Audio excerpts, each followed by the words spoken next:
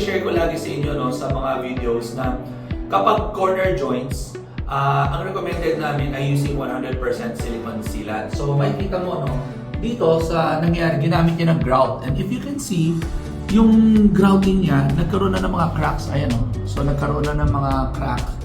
And then hindi niya rin masiksik na maayos, natanggal din. I think nasiksik nila to, nawala na lang eh. Natanggal na lang to eh. And then, I'll show you another one dito. If you look at it, ganun din nangyari. No? So either nag-crack or natanggal. So that's why we recommend, according sa ANSI rin, American standards, kailangan gumamit ka rin ng 100% silicone. So after that, you can use Stop Drop Smooth para malinis natin ng maayos yung silicone. Lalo na kung hindi ka masyado skilled, you can use Stop Drop Smooth and then use a coating tool para maging mas malinis yung ating coating.